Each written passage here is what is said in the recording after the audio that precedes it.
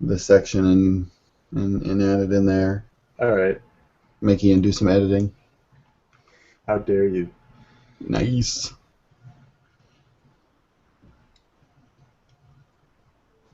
Ian, I'm gonna. Do you want to lead this one? I'll check. Uh, Not really. You have the Fine, Ohio fine. connection. I'll do it. I'll do it.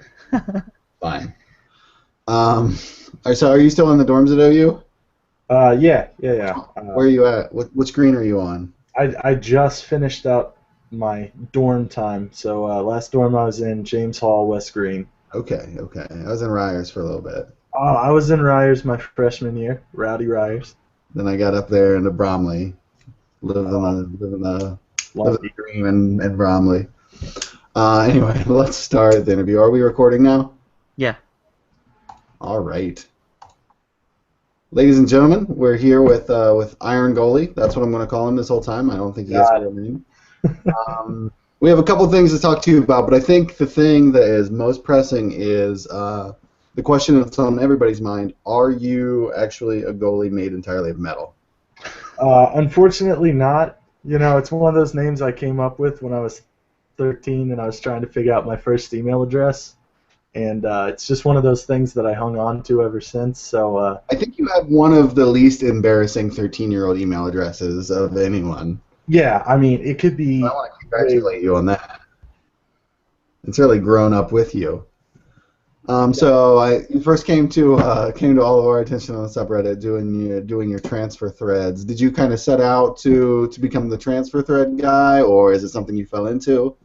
Not really. To be honest, I was just bored, and I knew at the time that there wasn't really like that was before MLS started to have their transfer center during the transfer periods, and so I pretty much just set up a Google alert for any transfer rumor, you know, any language. I would try and translate it, or use Google Translate. But it was about the laziest thing I could have done while still being productive. It was super helpful to everybody else because then we didn't have to, weed through everybody else's post about their teams, rumors, and it really helped out. You've been interning with the Richmond Kickers. Yes, love the team, love the city, love the people here. You know, it's definitely a place I could see myself working after I graduate. How did you get um, into the job, and what do you do there? So I started out. I'm actually from the part of Virginia that borders with West Virginia, um, and I won't say exactly where, so no one comes and hunts me down in my sleep. But um, so we, Hold the phone. Are there people hunting you? I don't know. I, I've made a lot of enemies. Okay, I okay. won't say words about that. Um, but yeah, it's my dad took me to a DC United game when I in 2005, 2006, and I fell in love with soccer. And then we started going to You missed all Richmond the games. MLS Cups then. Yeah, I came in right at the tail end of all the cool stuff, so I've had the interesting fan period of being a DC fan. No one can accuse me of being a bandwagoner at this point. Um, but we started going to Richmond games because they were closer, and I think first Richmond game I went to was junior year of high school, and it was another team that I really liked. And now that we're partnered with DC, it's that much better. Now you've been in charge, you've mentioned on this up, of sort of trying to create a supporters group, a fan atmosphere over in Richmond. Um, yeah, it was a project that our general manager, I am was I didn't pay my membership fee yet this year. Member of the District Ultras for DC United, and um, basically using a lot of the tenets that the people involved with that um, pushed or promoted, or the things they wanted to see in a supporters group. Um, I tried to, you know, try to help make happen in Richmond. We had a few people who would sit over, we have section O, it's in the corner, it's right next to the corner flag, about 2 foot away. And we would have people that would sit there occasionally here and there. But what I tried to do was talk to RVA DCU, which is the DC Richmond fan group, AO Richmond, those type of groups, and see if we could get them all united around our hometown team. And I think we've had a good bit of success with it so far. Did you find that once you kind of got the section started, people started kind of migrating to it, or is it still something where you kind of have to seek out, like what tactics? I know you just mentioned a few pulling out of the groups, but have you seen it kind of start to grow on its own since it started forming up? Yeah, that's one thing that I think is really good about the group. It started, I worked for them last summer. I worked for the Kickers last summer as well, and it started probably halfway through my internship last year. We had some incentives to get people out to games, to get them, hooked on the games, and then they started really liking it. We had some of our stadium rules relaxed to be more friendly to supporters groups. And every game I'm seeing one or two new people pop up in the Red Army, and it just, it's been a thing that's been taken off, and I'm really happy to see it grow. So a lot of you guys have been DC fans and have been DC fans for a while, and I am terrified of what happens when DC eventually plays my favorite lower league team in Carolina. What They went to a U.S. Open Cup shootout last year. DC and Richmond did. So what kind of internal strife happened there? There wasn't really internal strife, I guess. The Red Army hadn't been a thought by that point. Well, it had, but it hadn't been. You know, our efforts hadn't happened to that point, and so we had a couple of people who really were rooting for Richmond, and that was kind of our signal that it's something we need to push. That there are people who would root for Richmond against DC. That we could carve our own little supporters group if we tried. Who did you root for? Oh, me? Okay. Well, so I rooted for a good game. Okay. Okay, sure you did. I definitely rooted for the Kickers, but there was a soft spot in my heart for both teams because they are our partner club, and as much as it's great to see us do well, it's also great to see them do well. And I don't think it's a situation that a loser could have come out of. It's both teams played incredibly well. It was a great game, really fun to watch. And it was fascinating because we had a similar. There was Orlando played Kansas City in the Open Cup too, and Kansas City didn't let Orlando use any of their Kansas City players. But I mean, Dykstra was in that shootout against DC. And I'm an intern, so I don't want to go shooting my mouth off about stuff. But for me personally, as a fan, it was an incredibly great gesture by DC to let us use their players because we had more than just Dykstra in that game. Right. I think we had a couple other loanees, and it was a real good show all around. So, in doing the transfer threads, were there any favorite terrible rumors? Anything that you were posting up? Any memorable? Oh, anything Kaká. There were a million Kaká rumors.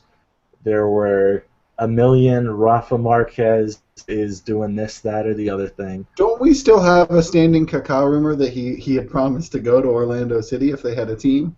Yeah, who knows? Count that as a standing rumor. I don't know. Apparently Robinho is being targeted. That news came out today. We'll see about that. Who knows? Anything exciting for us? Oh, for you guys? Oh, are you trying to get some insider information? Not. Maybe. Well, as you guys know, Crystal Palace is doing a tour of the U.S. They're playing the Crew, boo. They're playing the Union, and they're playing us. So we play them Monday, July 28th, and it's really exciting.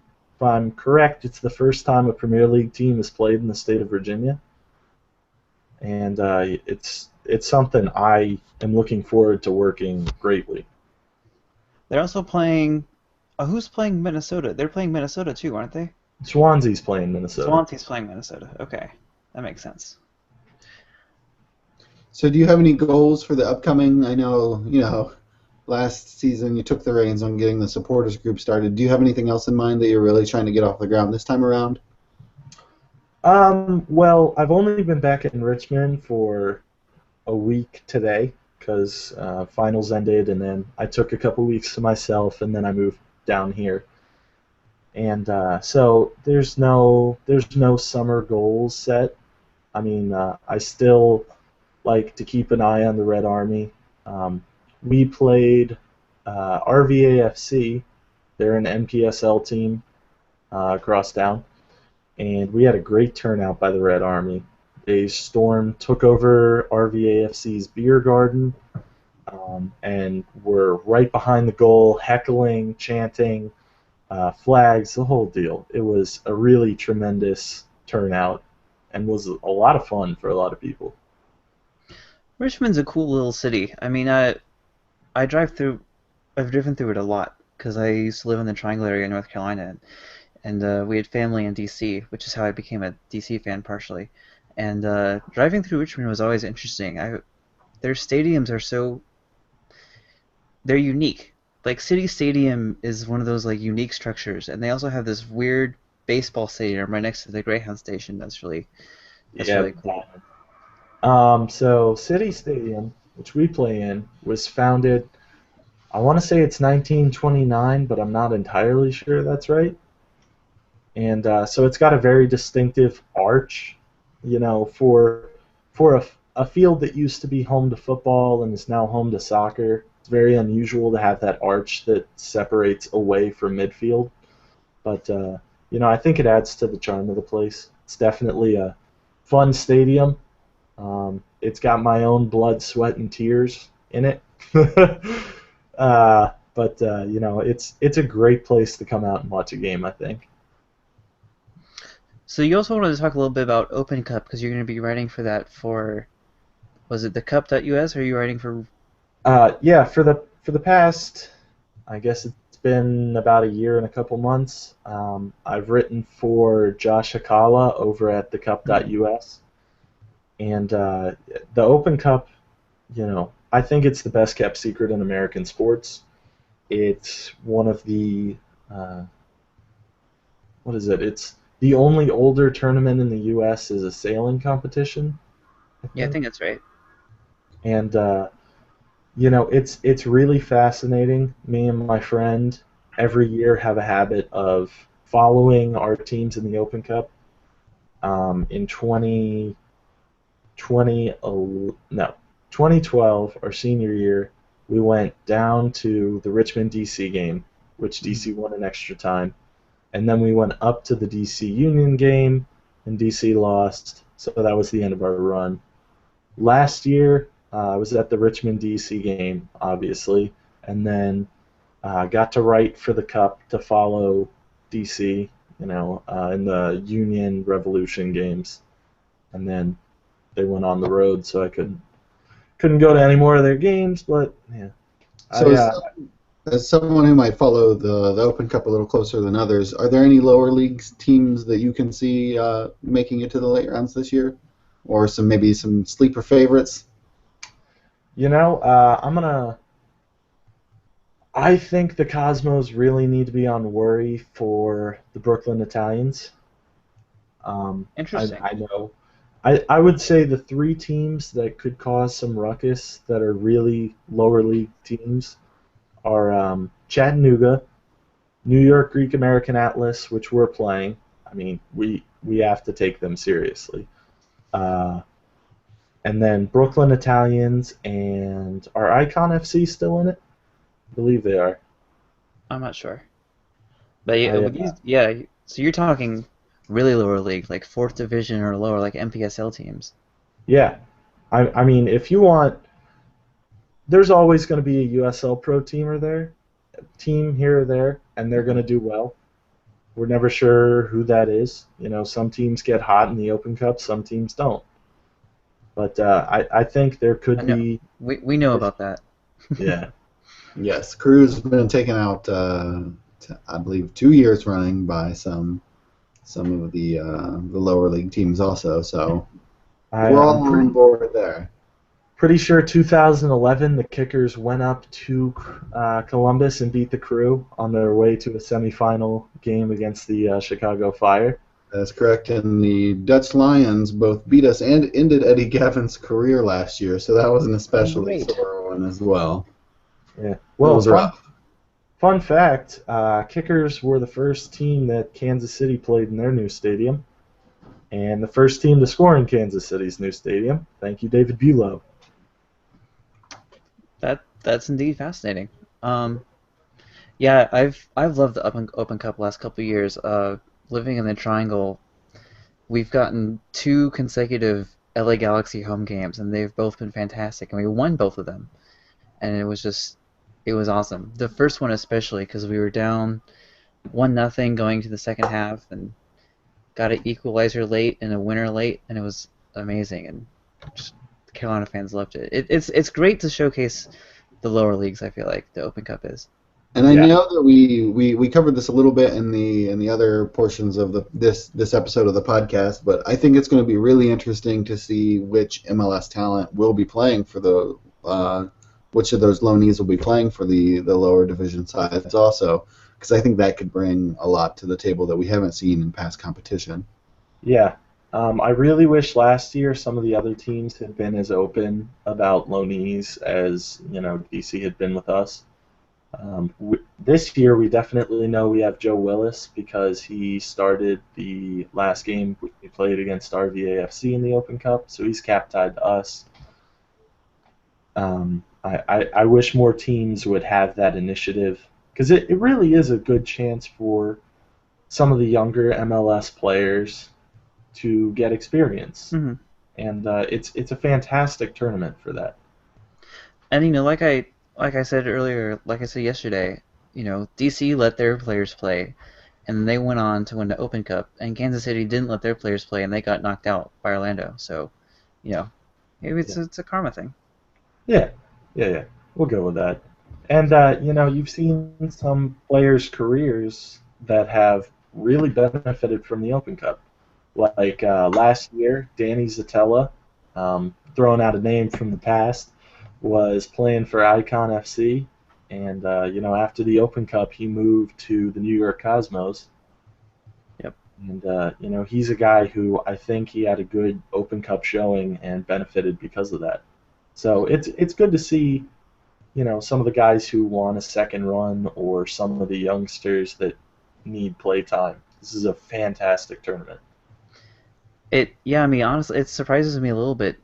We've had this guy for a couple of years. Carolina has Ty Shipolani, who basically Oh, single-handedly killed the Galaxy in 2012, and he hasn't been picked up yet by an MLS team for like a tryout. It's weird, but I'm fairly sure he used to play for DC and he then went did. down. And Yeah, then, yeah, but that was before the Galaxy game. yeah. So But he's a guy that could serve, that this tournament could serve well. I mean, I remember him being, pretty good. Not setting the world on fire, but a good player. I haven't seen him since, but, maybe this is a chance he gets back in it. yeah. So speaking of our DC, we just kicked Houston's ass. We're Yeah. now second in the East. We'll take first in the East at the weekend in New England, right? That's a given. Oh, whoa, whoa, whoa. New England is the